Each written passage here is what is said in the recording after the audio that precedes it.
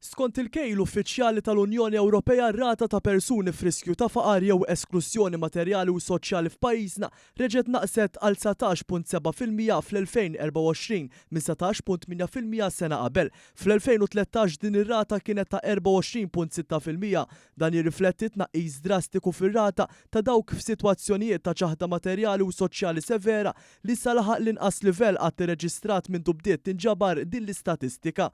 Fl-2024 kienu biss 4% tal-Maltin u l-Awċin li kienu meqjusin f'qagħda ta' ċaħda materjali u soċjali severa imqabbel mal-4.1% s-sena qabel. Ta' min ifakkar li fl-2021 minħabba l-pandemija dan il-proporzjon kien laħaq il-5.4% biex bekk fi 3 snin aktar minn 5,000 persuna nħarġu minn din is-sitwazzjoni ferm vulnerabbli.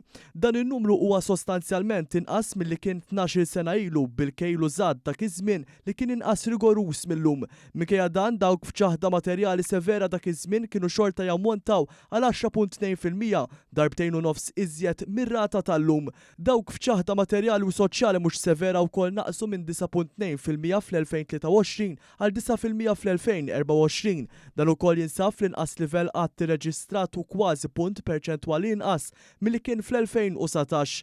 Fl-2013 bil-kejl inqas rigorus din ir-rata kienet ta' 17.9%.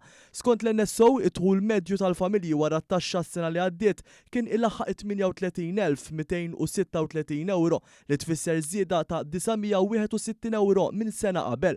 Mill-2015 il hawn ir-rata ta' riskju ta' faqar baqgħet stabbli waqt li r-rata ta' riskju ta' faqar jew esklużjoni soċjali naqset minkejja li tħul li bih jitkejlu dawn l-indikaturi żdied b'40%. Fi kliem ieħor ir-riga li bija jitkejjel il-faqar għoliet bi kważi 5,000 euro fit-tħul. Iżda r-riskju tal-faqar baqa' stabbli u riskju ta' faqar jew esklużjoni soċjali naqas. Dan ifisser li ż-żieda fit-tħul qed tilħaq lil kulħadd u bekk naqset sostanzjalment iċ-ċaħda materjali u soċjali inkluż dik severa.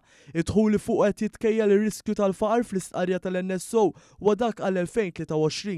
Għaldaqstant iż-żidiet li kien hemm fil-pensjoni fi Children's Allowance fil-benefiċċju addizzjonali għall-għoli tal-ħajja u f'għexieren ta' benefiċċji oħrajn is-sena l-oħra u din is-sena għadhom mhumiex riflessi fiċ-ċifri pubblikati. Raġuni ewlenija wara dan it-titjib kien l-investiment massiġġ li sar f'investiment soċjali, tant li l-allokazzjoni fuq benefiċċji soċjali waslet biex fl-2024 88,250 persuna ma jaqgħux f'sitwazzjoni ta' tħul inqas minn 60% tal-medja nazzjonali.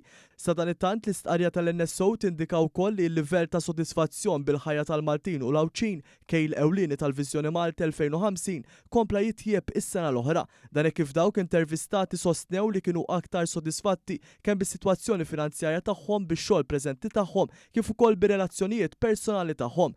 B'reazzjoni għal dan il-Ministru għall-Politika Soċjali u d-Drittijiet tat-Tfal Michael Falzon sosta li mkejja xejriet pożittivi, il-Gvern se jibqa' sensittiv għal bżonnijiet ta' dawk li xorta għadhom f'diffikultajiet dan għax il-Gvern huwa konxju mill-bżonnijiet tan-nies.